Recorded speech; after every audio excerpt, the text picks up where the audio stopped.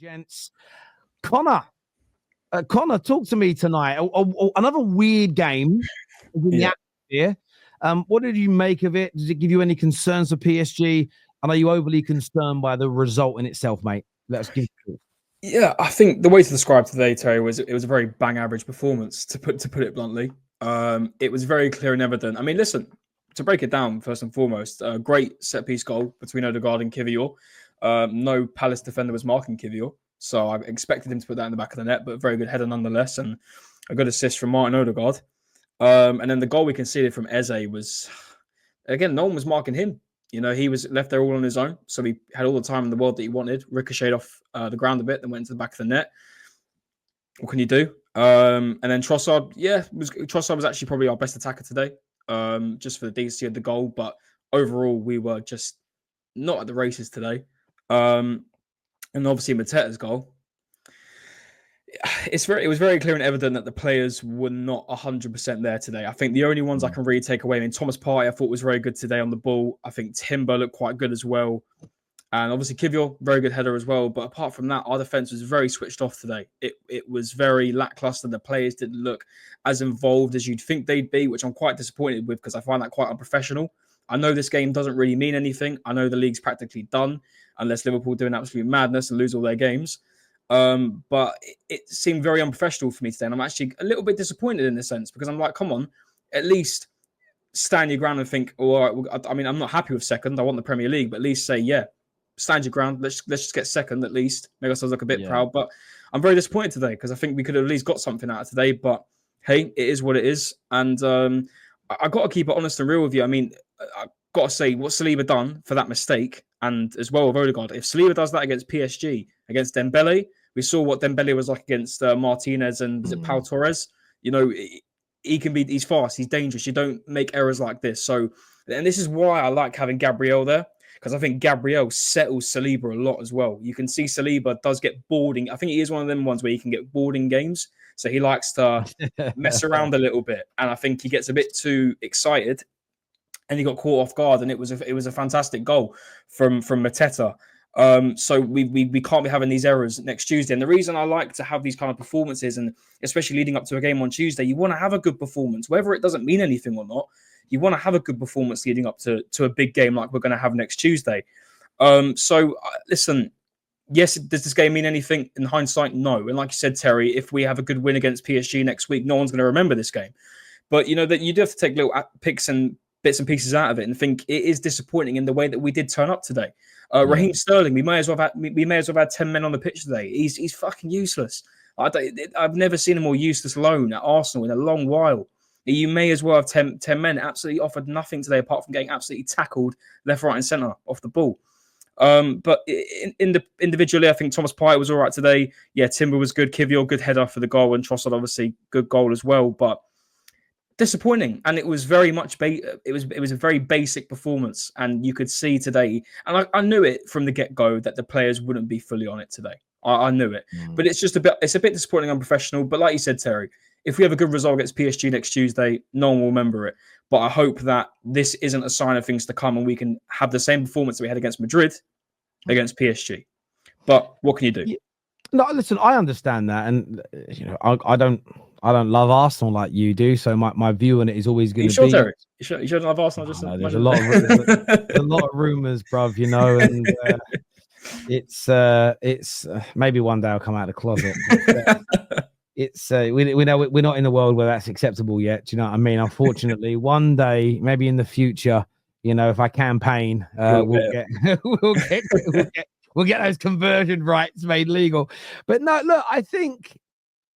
But more than I think, do you think you will be sharper and you will be more professional when you come up against Paris Saint-Germain? And I get the disappointment, but what does your gut tell you? Does your gut tell you that this time next week, well, it's actually Tuesday, so in 6 days' time, do you think you'll be sitting here having watched a professional, sharp, relatively mistake-free performance, or do you genuinely have concerns that there could be hangover into that game? I always had that idea in my head that the players wouldn't be fully on it today, like I said. How we played against Madrid, I have the utmost confidence that we can make it to the final, which, you know me, Terry, I'm very, very critical of my team. I'm never normally this confident, but there is no way that this team cannot push to that final after those two performances against the current European champions. And, I've seen people out there making statements about, oh, but this player was there and they didn't have this player in Madrid. They didn't have this player. It was Real Madrid. It wasn't no sideline La Liga team that were in the bottom half. This was Real Madrid, and we still managed to go ahead and beat them. If this Arsenal team can do that, they can beat PSG, and they know how much their season is riding on this competition. If they think that they can go out and do what they've done tonight against PSG, which I don't think they will at all, that's definitely not on their minds. They know how much this competition now means, not just to the season, but to Arsenal Football Club as a whole. I know for a fact, and I like to think for a fact, and I think we're actually going to, early prediction, I think we're going to win on Tuesday minus today's performance. They know how much this means. And if they manage to mess it up, there's nowhere to hide. There is nowhere to hide. I hear that. The reason why I asked that question is just maybe it's my age and I remember it. Liverpool's last 4 or 5 games of the Premier League season in 2005 weren't particularly great. They weren't way off the top 4, but they had a poor season. But once they got themselves into that Champions League final, it became more about what they were trying to do. Man United in 2017 with Jose Mourinho, once we got ourselves, I think it was after the first leg, I think we had a good result in the first leg of the semi-finals. We basically threw the remaining Premier League games, and I remember it. We put our eggs into that basket. And the reason why I say that is that your games, the last 2 or 3 Premier League games you've played, for me, just remind me of the games that Liverpool and Man United played in those moments, if that makes sense. And listen, for your perspective, you're going to hope that the result ends the same, that you go on to win it. I just don't think you're going to be that lethargic. It was even like your press today. Your press was kind of non-existent. Yeah. And that last 8 minutes, when that 8 minutes went up, any other time, you guys would have pinned them back for 8 minutes. But it was just, I'm sitting there as a fan of football, just watching it going, oh, someone try and fucking score. Just to give us a little bit. Yeah. But you could tell no one was trying. It was like, we'll both take a draw now and move on. And that's why I'm saying you've got to now, just to shut me up, you go out there on Tuesday and really do nail down a good performance on Tuesday, whether it's a 2-0 or so what, So like I said, I'm not going to ruin today and pick everything apart. This player was shit, because listen, it wasn't fun to watch today. I mean, it really wasn't. But, I like to think, maybe they're conserving energy for next week. And I'm not really one that likes to make excuses, but I'm riding on this Champions League like everyone else is. So just give me a fantastic performance on Tuesday and I will shut up and you won't hear anything from me. But if we're talking on today and as in right here, right now, I'm a bit disappointed in the way we've played. But hindsight, let's look to next Tuesday. That matters more. The league's done. I hear that. Bran, how do you feel about it, mate? Obviously not a great result, the 13th draw of the season for you. But is it all about next week? Is today just more of a dead rubber, or is it important to get those performances in? How do you see it, bro?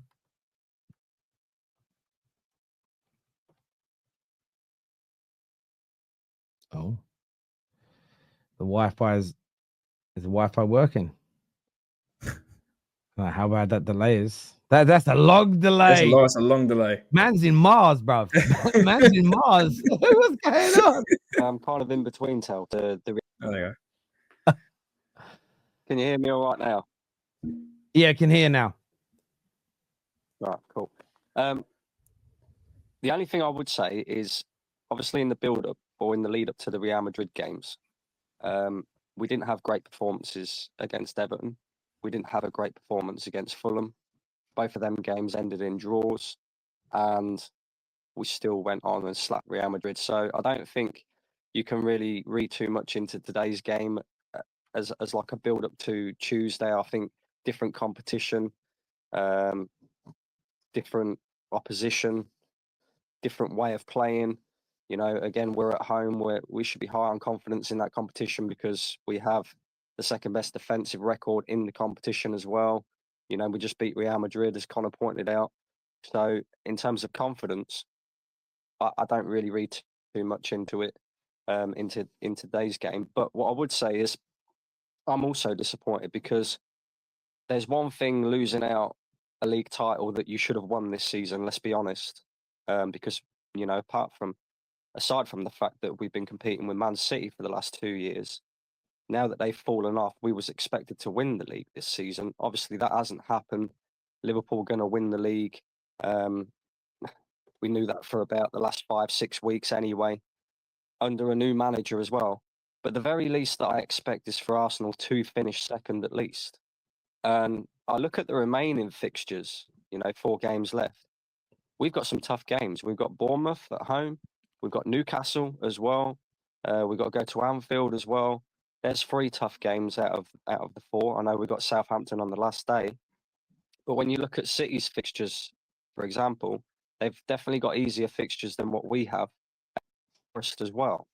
So today's disappointing from the aspect that I want to at least finish second. It's been a bit of a poor season in the Premier League. I think today is another one of the examples of, Arsenal, or should I say, the story of Arsenal in the Premier League this season. As you just said, 13 draws this season.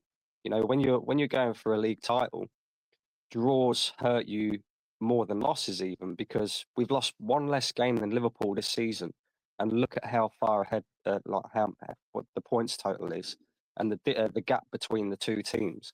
And it's all down to them draws. It's all down to us dropping points consistently. And I really think that it highlights just how important it is that next season Arsenal are much better, not just in the attacking phases and in the attacking areas of the pitch, but we have to be better in both boxes. We can't be doing this sloppiness like what we see tonight from Saliba. I said all season that David Raya, for me, looks like he's coming a little bit too far off of his line, and eventually he will get lobbed. And that happened tonight. I know that's probably a tactical thing from the manager, but I just kind of look at it and think, are we getting a little bit overconfident playing out from the back now? Are we becoming...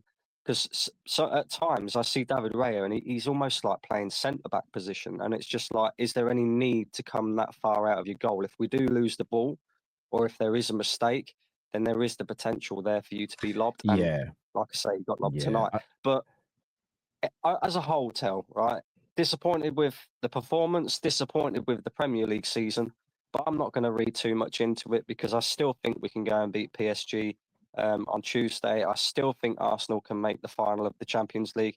In fact, I don't think we must, because that's all we've got left now. And unfortunately, I hear that. We're in that phase now where we have to start winning trophies. The manager himself has said that. And you're bang on. And the manager has said it. And this is where, again, Connor has probably been one of the best Arsenal fans I've come across at breaking it down.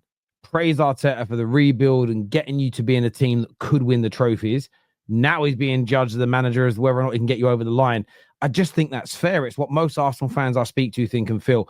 On the draws this season, I agree. That needs to be addressed. And the way you're going to address that is by signing Gyökeres. But signing a player like that, I think, turns... If you had Gyökeres this season, or any top-level striker, maybe if you played a Moreno as striker from earlier on in the season, I don't know. But if you had a top-level striker, I think if you look at these 13 draws you've had, I don't think it's a crazy claim to say 7 of them are wins. And if 7 of them become wins, that's 14 extra points. The league difference. So it's you are addressing that, but I don't think that can be addressed by coaching, by improving a player or two. I think that's purely about going out into the transfer market 100%. And buying better. 100%. The only other thing that I would say is I'd love to... I don't actually know this, but I'd love to know how many of them draws have come from winning positions as well. 9. Because 9 of them. So that's over half of them that have come from Arsenal being in winning positions. So although we have the best defensive record in the league, it shows that we also need to be better in terms of and 2 of them were and 2 of them were 0-0s. So 2 of them were 0-0s, and 9 of them you were leading. Only 1 of them you've come from behind to draw. So it's more firepower. More firepower almost certainly fixes that next season, in my view.